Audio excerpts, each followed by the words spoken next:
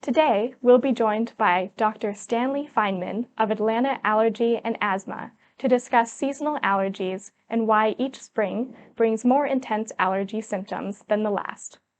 We'll also explore how to identify misleading allergy information online and provide tips on preventing infants from developing egg allergies. At least 4.5 million adults in the U.S. have peanut allergy, according to a new study, and many of them report developing their first symptoms after age 18. Unlike allergies such as milk or egg, which often develop early in life and are outgrown by adolescents, peanut allergy appears to affect children and adults to a similar degree, says one researcher. The team conducted telephone and online surveys with more than 40,000 people. Nearly 3% said they had a current peanut allergy, and about 2% reported a physician-diagnosed peanut allergy and/or a history of peanut allergic reactions. 1 in 6 say they developed symptoms after age 18, and 1 in 5 say they visited the emergency department each year for food allergy treatment. The authors say people who develop peanut allergy during adulthood are less likely to have a prescription for a life-saving epinephrine auto-injector. They also note that treatment is currently targeted toward children. The sole FDA-approved peanut allergy therapy is only indicated for pediatric patients.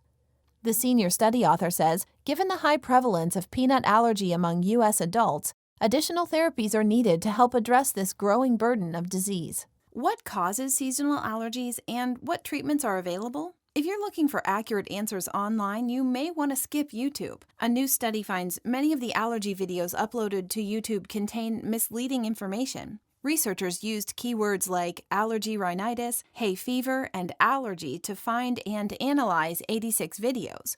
More than 1/3 were found to contain scientifically unproven advice about hay fever, and less than half were found to provide useful information on symptoms and diagnosis. All of the videos uploaded by specialists, doctors, and medical associations were categorized as useful by the researchers, while only a fraction uploaded from TV shows or other YouTube channels were deemed useful.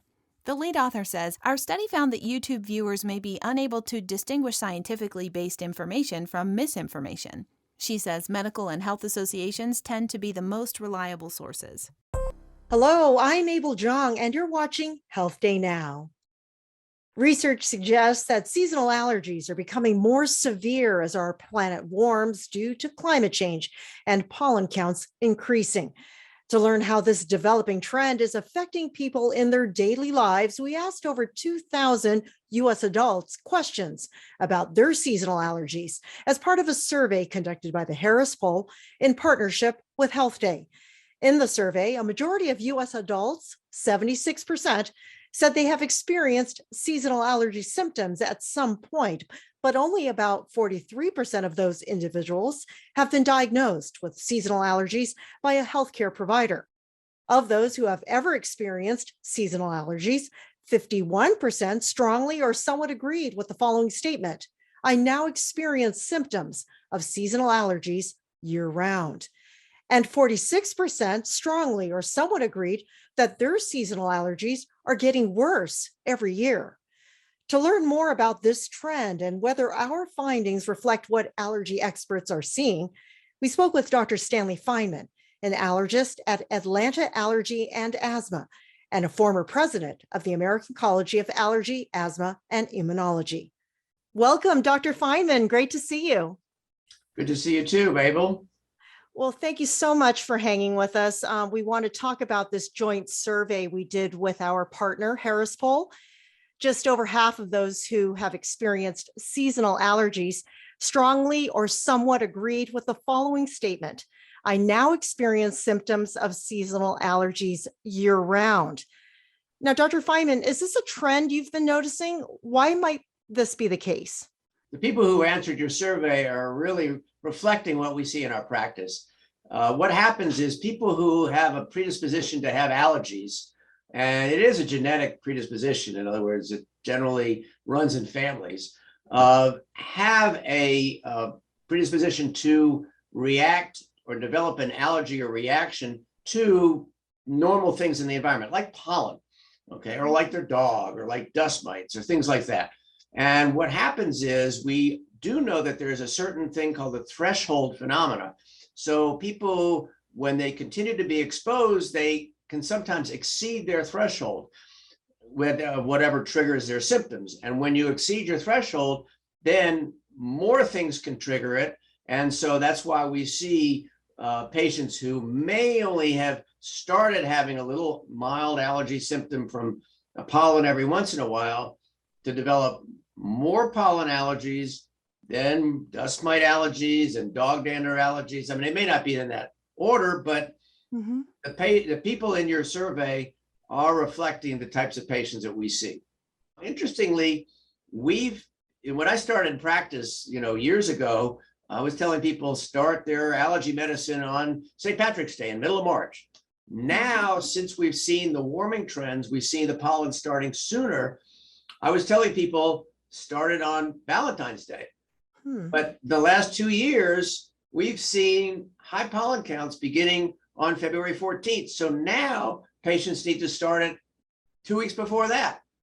Okay. Groundhog Day. So late January. February, start your nasal allergy medicine, get ahead of it, and then continue it probably through Memorial Day, at least through the heavy pollen season.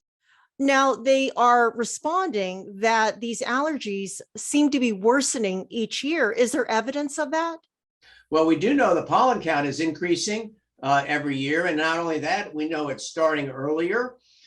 We've done surveys here in Atlanta where we've been doing pollen counts for over 40 years. And we did a report that we collaborated with the environmentalists at the CDC, in fact, here in Atlanta. And we published this last year in the Annals of Allergy for over a 20-year period of our monitoring pollen counts. And they monitored the temperatures. And what they found was that as the temperatures got warmer, then the pollen counts got higher and started sooner.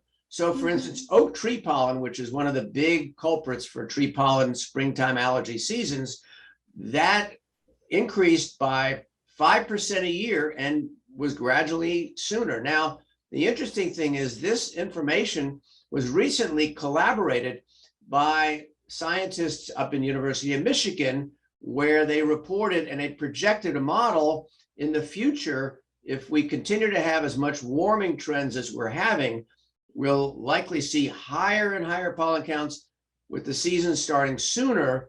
And in fact, they targeted the Southeast, which is where we are here in Atlanta, as one of the biggest problem areas for patients when they are exposed to pollen. So pollen really is released more in the warming time of the year, when it gets warmer. And so as we see temperatures rise, we see pollen increase as well. So the people in your survey who are saying it seems to be getting worse, they very well could be having more problems based on the scientific data that we have on temperature increase and pollen increase. Okay. Now, is it becoming more common for adults to develop allergies, even if they've never experienced this as a kid? Well, we've always seen that adults can develop allergies. I mean, that's not anything new. We do see more in children. Children seem to develop allergies more frequently than adults do, but we do have adults who say, I haven't had that much problem, and then all of a sudden, boom, I'm having a lot of symptoms. The other thing we see frequently is people moving. We have a transient population a lot now. People are moving from one place to another. They may not have that much problem in one area. They move, especially here to the metro Atlanta and the Southeast. We have a lot of pollen. They may start having more symptoms then. So it does depend upon their genetic predisposition, their exposure, and what types of symptoms they develop. Wow. Well, I need to ask this because I know that when I'm sneezing, I'm also wondering if I have COVID. How can you tell what you're experiencing is actually allergies and not something else like COVID? Well, it's not easy to differentiate the symptoms of a viral infection with those of allergies because a lot of them are very similar. You can get the nasal congestion, you can get the cough, you can get the drainage. The difference is you don't really get the itching when it's an infection. You also don't get the fever if it's an allergy. And generally, the cough is not that bad if it's an allergy. In viral infections such as COVID, the cough is worse, the fever is worse, and those are some of the symptoms that you tend to differentiate between a viral infection and an allergy triggered symptom. The other thing about allergy is it tends to recur. I mean, it's every year at the same time when the pollen comes out. So there is a temporal relationship between, the exposure and the symptoms, whereas a viral infection is usually contagious, so you may catch it anytime. All right. Dr. Fineman, thank you so much. It's great talking with you. Thanks for having me. I've been speaking with Dr. Stanley Fineman, an allergist at Atlanta Allergy and Asthma. Thank you. Infants who are fed eggs are much less likely to develop egg allergy in the future, according to a new study. Researchers examined U.S. government data from nearly 1,400 parents who filled out surveys about their kids' eating habits and food allergies from birth to 6 years of age. They found that children who hadn't eaten eggs by 12 months were much more likely to have egg allergy at 6. And children with egg allergy at 1 and 6 years of age ate fewer eggs as infants. The senior author says, current evidence suggests that early introduction of egg during infancy followed by consistent and frequent feedings seems protective against development of egg allergy.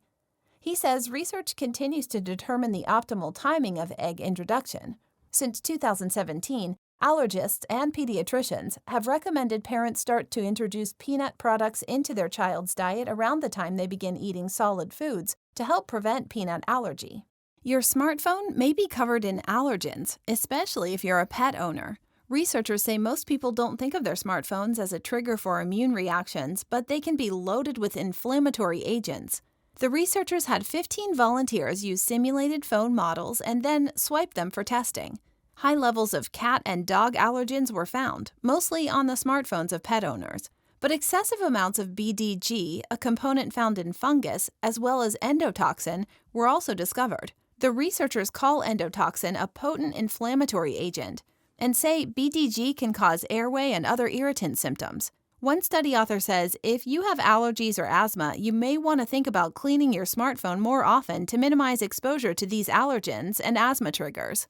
What holidays do you think are most worrisome for kids with peanut and tree nut allergies? Researchers compared cases of nut anaphylaxis, a severe, potentially life-threatening reaction during Halloween, Easter, Christmas, Diwali, Chinese New Year, and Eid al-Adha.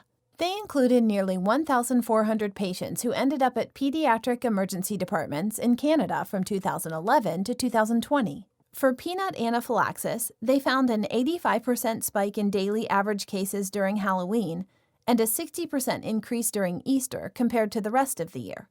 For anaphylaxis by unknown nuts, there was a 70% increase during Halloween and Easter. The authors say the difference among holidays may be due to the social setting in which each typically takes place. They say, at Halloween and Easter, children often receive candies and other treats from people who may be unaware of their allergies. The absence of such an association at Christmas may be because Christmas is a more intimate celebration among family members and close friends, who are more vigilant regarding allergen exposure. The study says more educational tools are needed to increase awareness and vigilance about the presence of potential food allergens. Children with asthma or food allergies may be at increased risk of irritable bowel syndrome in their teens, according to a new study. Researchers in Sweden analyzed the health of more than 2,700 boys and girls from birth to the age of 16. They found that kids with IBS at 16 were almost twice as likely to have had asthma at the age of 12. And about half of participants with IBS reported food allergies when younger. The lead author says this knowledge could open up for developing new treatment methods for adolescent IBS, targeting processes of low-grade inflammation seen in these allergy-related diseases. Irritable bowel syndrome is the most common functional intestinal disorder and affects between 6% and 14% of all teenagers.